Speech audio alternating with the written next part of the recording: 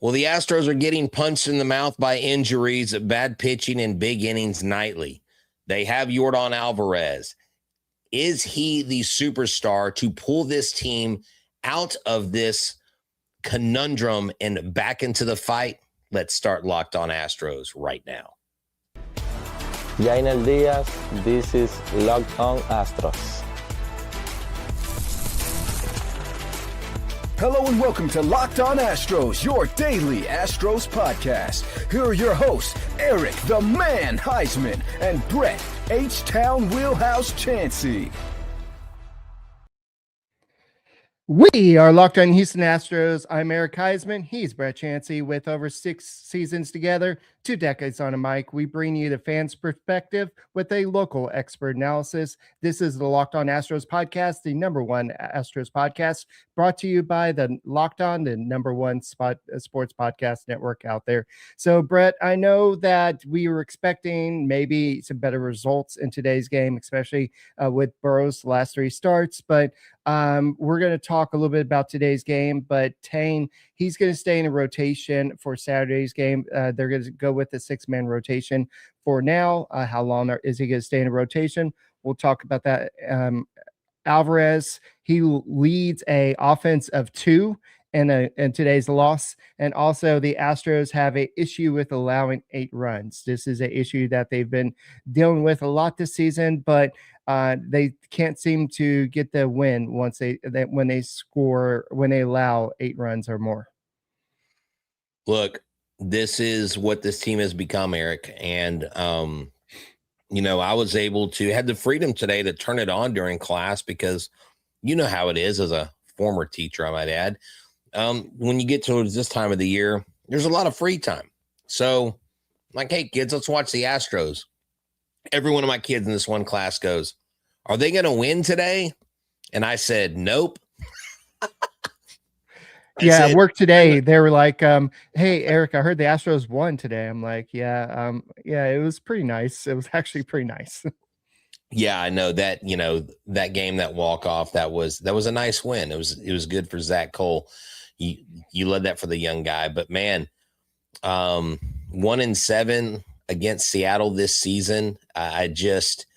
This is who we are. And this team right now is just a steaming pile of average poo. That's really all it is. You see, I didn't cuss. I kept us out of the E range. But yeah, Mike Burrows, man, early on, there were some people that said, oh, he ran into some bad luck. Well, he left the pitch over the plate where the guy could hit it out of the park. That's called a mistake in pitching. And he was doing better, was improving. I was like, there's my guy. There's my Mike Burrows that I was telling everybody about coming to Houston.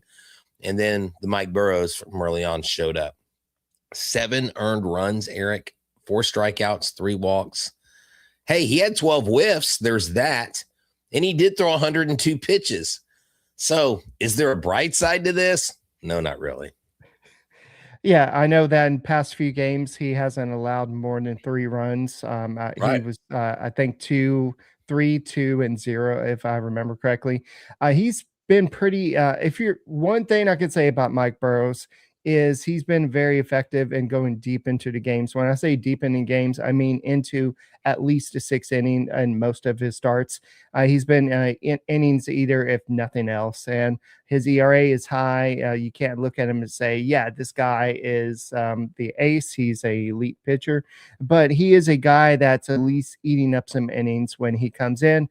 And the Astros are just struggling when he comes in. But 5 2/3 innings pitched, 8 hits allowed, 7 earned runs, 3 walks, 4 strikeouts, 102 pitches, 64 of them were strikes, only 12 whiffs.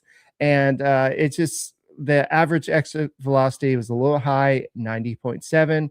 The hitters were a little bit too comfortable, and his ERA is now 5.72 after 9 starts. So it's not quite as bad as Lance McCullers, but it's still up there. It's not as bad as our worst pitcher, but it's still bad. Look, this is an interesting comment, and I want to kind of address this. He said the press conference writers are not asking a spot of the hard questions. They are giving him soft questions.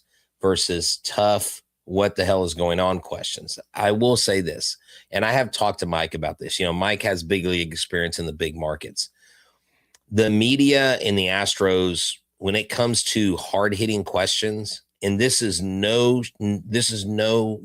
not giving disrespect to anybody, but this market, media-wise, is soft compared to most media markets, compared to the LAs, compared to the New Yorks. They're a lot hard-hitting. They ask a lot more tough questions up in the Northeast and on the West Coast, and maybe not so much on the West Coast, but those Northeast teams, those press dudes, and those guys and gals, they ask the hard questions. You're just not going to get that from this press corps. And the Astros aren't going to fess up and face up to these things. You're going to continue to hear the same kumbaya, we can catch, we're a really good team, we're a really good offense. Look, when we get guys back, all we got to do is get to 500. We're still in it. You're going to hear that humdrum stuff all year long, because right now they don't have any answers. And I think they're like Chandler Rome. He's probably the hardest hitter, but he does. I think he asked. I think he asked the questions, Brett, but I think they don't get the answers they want. And I think he's the one that pushes the most. But I think even the Astros reporters, the beat writers, they all understand that if they continue to push, they're going to get pushed back, and maybe these guys will just ignore them. But I get that maybe this is not the same market as New York, where they're used to answering all the hard questions. But Joe Espada was given the vote of confidence last month by Dana Brown.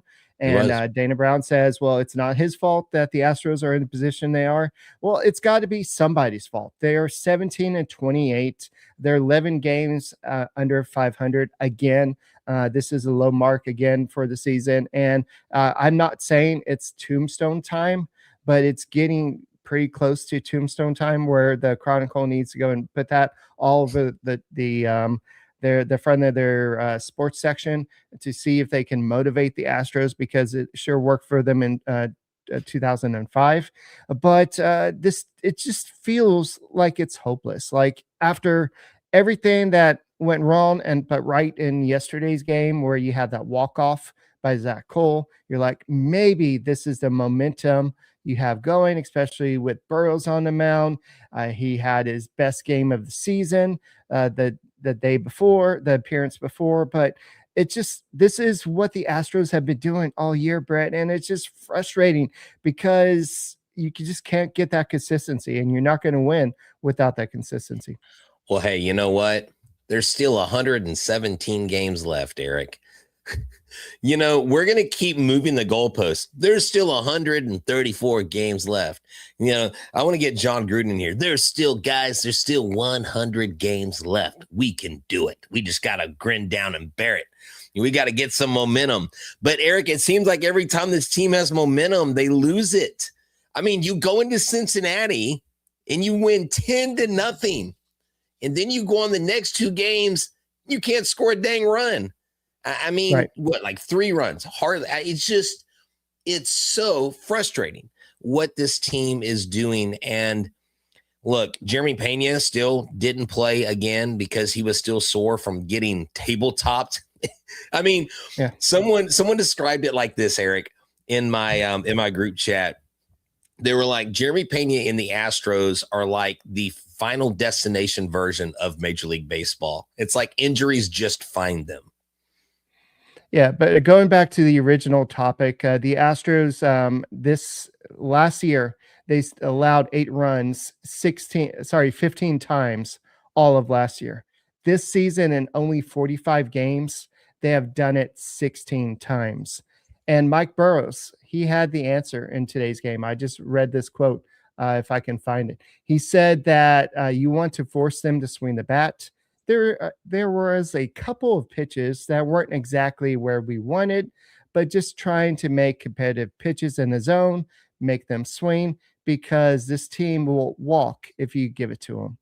And so I love this. We made some bad pitches and weren't where we wanted them. Well, and I get it. I get it. Right. I mean, they are in this together, and As much as we are right now, we feel like,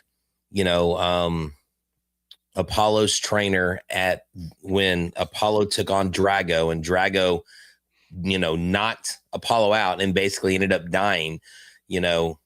Everybody's telling Rocky, throw in the towel. Everybody's telling Crane, throw in the towel. Everybody's telling Crane, fire Joe Espada, fire Dana Brown, fire the medical staff, fire everybody. Put Mattress Mac in charge of the team. We don't care. We just want somebody who's got a different voice. I'm just saying, there's people that are just weeping and gnashing of the teeth. Look, maybe the good things that come out of this, Eric, are they go into the draft and they have a top 5 draft pick. I would love that. On that note, on Mattress Mac being the manager, we're going to go ahead and continue this discussion next. Thank you for making the Locked On Astros podcast your first listen every day. What's up, everybody? It's funny that I mentioned Mattress Mac and FanDuel. Well, let me tell you, the NBA playoffs are here, and every possession matters. If you're looking to get even closer to the action, FanDuel has a great offer to get you started. Right now, new customers can get $5 when they bet $150 in bonus bets.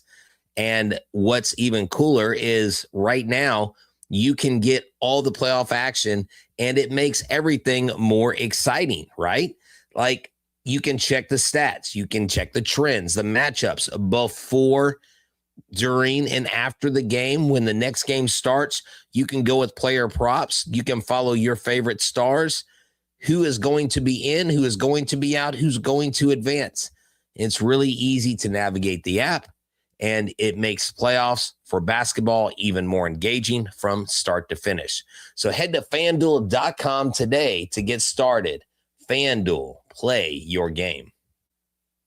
Check out our friends at Rocket Money. Cancel all your unwanted subscriptions today. Go to rocketmoney.com/lockedon. Look, I've got it right here on my phone, and it helps me organize my bills. It helps me keep up with the budget, and it helps me cancel the unwanted subscriptions. Who wants money flying out of their account without knowing where the heck it's going? And I've actually recently canceled subscriptions I had no idea that I still had. It's a financial tool. And if you don't run your budget will run you. And if you don't know where your money's going, it will go wherever it's sent. Stop the unwanted subscriptions, get a budget, help yourself become more financially free and more financially organized with Rocket Money. So again, cancel those unwanted subscriptions today. Go to rocketmoney.com/lockedon. That's rocketmoney.com/lockedon. Go today.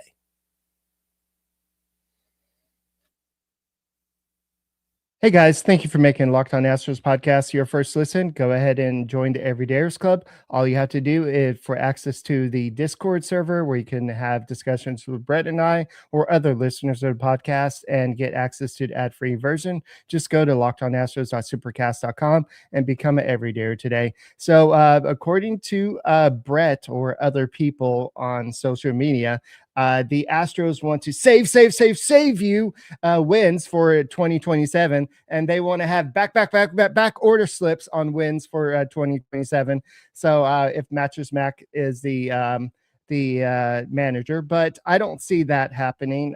But the Astros they've never fired a manager in season or a GM in Jim Crane's realm, I guess.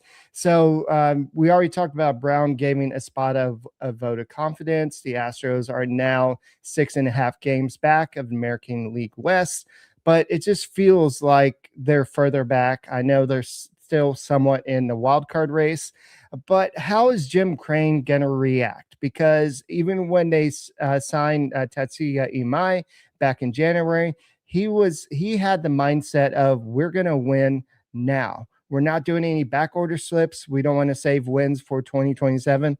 So I believe you muted or you disconnected your mic, but there's something that happens where I don't know which direction he's going to go, because this is going to set the map for where the Astros go from here. Well, I tell you what's going to speak to Jim louder than the wins and the losses is going to be the gate sales, the paid admission. Paid admission is 15,000, 18,000. It continues to decline, and the seats continue to be empty. You can only use the excuse it's the end of school and people are worried about graduating and so on and so forth, because it's now going to be summer and everybody's going to be out for school, so everybody's going to have time to go to baseball games. Right. You do have a couple bright spots though. The guys keeping this thing afloat, Yordan Alvarez and Braden Shoemake. I call him Braden Shoe Rake. This guy is absolutely killing the ball. I mean, I know we lost Mauricio Dubon, but he's a heck of a replacement, Eric. He's been really good. And you have to, as a team and as a fan base, find the things that are working well. And the 110.7 mile per hour missile that he launched into center field today, unfortunately, he did so with nobody on base, so it was only one run, but it was his fifth off of Luis Castillo. Luis Castillo just seems to have a difficult time throwing to Yordan, as most pitchers do. But if Yordan can get back hot again, Eric, and, Shoemake can continue it, and no telling where he's going to be or where he's going to play when the guys start coming back from injury, but you sure would like to have a healthy option off the bench. But it can't just be one or two guys. It's got to be the whole lineup. It's got to be Altuve getting hits and getting more than one RBI when he faces bases loaded multiple times in one game, like he did the night before. I know a lot of people said, well, Alvarez has been a little bit cold recently. Well, in the last 15 games, he's still not the same April Alvarez, but he's heating up a little bit. Last 7 games, he's batting .333 with a .667 slugging percentage with 2 home runs, 3 RBIs. If you're looking at his last 15 games, .255 with a .455 slugging percentage with 3 home runs and 4 RBIs. Yes, it's not that same dramatic pace he had in April, but maybe he's starting to heat up a little bit. And Braden Shoemake it's just amazing what he's doing. I don't think even the Astros thought that he could do this. I think that they're just like, hey, we're desperate for anybody that could play baseball right now. But since he's joined the Astros, he's batting .378 with 3 home runs, 6 RBIs, and he has a .1027 OPS. So he's been doing a great job with the Houston Astros. And I know some people are going to be coming back, like Jeremy Peña. This guy needs to stay up.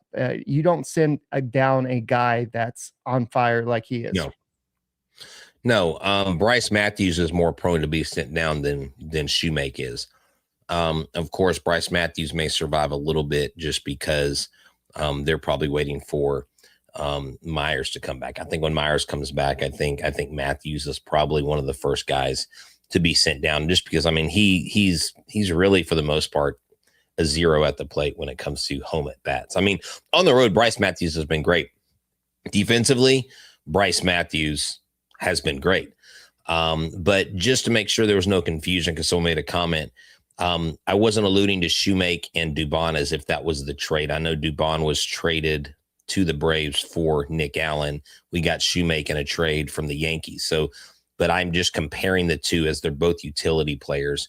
And I put a little poll up on X, said, who would you rather have right now? Would you rather have Dubon or would you rather have Brandon Shoemake? And right now it looks like the poll is 61% Shoemake and 39% Dubon. So that's an interesting take of what the fan base, they look at this guy very, very highly, and he's doing a job. And Eric, that's what you need. In seasons like this, when things aren't going well, you need the guys that, because nobody goes to the ballpark and says, I'm here to see Braden Shoemake. They just don't, right? But they go to see Altuve. They go to see Yordan. Altuve's pressing. Yordan's, getting kind of back on the swing of things. So these guys that don't have any pressure on them, it's great for them to take off and do this because it helps alleviate the pressure from the big guys. And again, you got to go one win at a time. I know this absolutely sucked against the Mariners. You got the Rangers. You got to lick your wounds. You got to move on. You can't fret over the bad stuff. You got to move forward because the Rangers have one of their pitchers, one of their good guys is going to be out. Eovaldi will not be pitching this series. So there you go. There's your open door. Kick it wide open and punch the Rangers in the mouth. Zach Cole had his audition in the leadoff spot. He's been playing some pretty good baseball since he came up, but he was over 5 with 3 strikeouts. That's not a good lasting impression. But at the same time, he's just trying to figure out where he fits in the whole puzzle. So we'll go and continue this conversation. There's going to be a 6-man rotation. Who fits in that puzzle? We'll talk about that next. Thank you for making Locked On Astros podcast your first listen every day. Workplace chaos, deadline stacking up, the inbox is overflowing, and that one position you have to fill is sitting open. When the pressure's on, you need to get the right hire. This is a job for Sponsored Jobs. Indeed, Sponsored Jobs helps you reach the people actually fit what you're looking for, skills, experience, location, so you're not just hoping the right candidate just happens to run across your post. In the minute I've been talking to you, companies like yours have made 27 hires on Indeed, according to Indeed data worldwide. So if you're hiring, spend less time searching and more time interviewing candidates who check all your boxes with Indeed Sponsored Jobs. When you need the right person to cut through the chaos, this is a job for Indeed Sponsored Jobs. And listeners of the show will get a $75 sponsored job credit to help get your job the premium status it deserves at Indeed.com/podcast. Just go to Indeed.com/podcast right now and support our show by saying you heard about Indeed on this podcast. Indeed.com/podcast. Terms and conditions do apply. Need to hire? This is a job for Indeed Sponsored Jobs.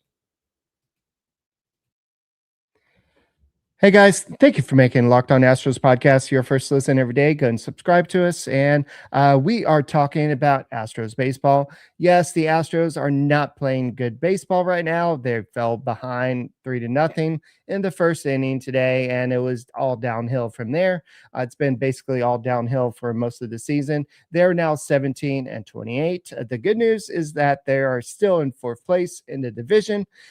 So I guess you have that to look at, but there's not a lot to be positive about right now. But the rotation is something that's been a lot of discussion. Imai, he's going to continue to stay in the rotation. I know that there a lot of people have been saying, well, they should send him down. They should figure out what to do with him. But they're paying him $18 million. So they're going to go with a 6-man rotation for now. And Kai-Wei Teng, he's going to stay in a rotation at least for one more start. He's going to get the start on Saturday versus the Rangers. Yeah, we've got Spencer Arrighetti Friday, Kai-Wei Teng Saturday, and Peter Lambert Sunday. That I think is a pretty good lineup. Kai-Wei Teng, look, he does good in innings 1 through 3. He does good when you give him limited exposure. I think they just have to go out there and look. I think part of the reason why you saw Mike Burrows throw as many pitches as you did is because they knew that in this series they were going to have Kai-Wei, and they know Kai-Wei has not gone a long way in games, right? I mean, you use Bolton and that's it. So you essentially this game saved the bullpen. So that was really good managing by Joe Espada. He didn't waste pitchers. You got the Rangers. I mean, the Rangers aren't really coming in on a heater. They've actually, what are they in their last? Okay, they've won 2 games. Big whoop, I guess. I didn't know we were 4th. Better than the Astros. Yeah, well, I didn't know we were 4th. I thought we were behind the Angels, but the Angels have lost 3 in a row. Look, their run differential is 0. Our run differential is -48, and that just tells you the tell. My question is, how long do the Astros let Kai-Wei go in this game? Do you get him to 40 pitches? And even though you say 80, do you get him to 40 pitches and go, okay, guys, or at 35 pitches, do they start warming somebody up irregardless of what his, results are? And the other side of this, Eric, is the hitting. The offense has got to wake up. They have become a shadow. Now, I didn't think hitting was going to be their strength this year, but it sure started out that way, and they were scoring some of the most runs, and they were the top offense, blah, blah, this, blah, blah, that, and they have just become a shell of themselves. pitching and hitting have to find a way this weekend to salvage this home series. Well, this feels like Dana Brown. Remember when he first came over, he was like, Ronel Blanco, he needs to go into the rotation. And then Blanco excelled in the rotation till he got hurt. And I just feel like this is Brown is kind of leading the charge here with Tang, sorry. So I think that this is kind of what's going on here. So last time he got up to 63 pitches. They're expecting, like you said, 80 to 85 pitches, but it just depends on the quality of the pitches. Because last time they tried to get that extra inning out of Imai. I know Imai is at a different stage in his career.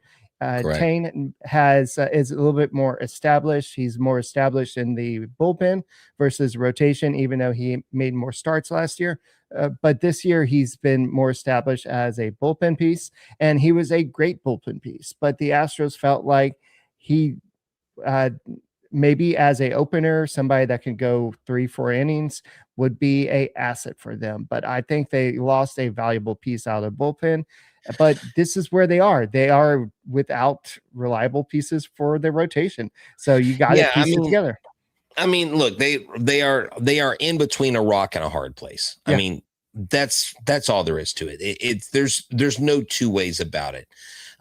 Yes, there are injuries, but you know what? The guys that are there, they're on a major league roster.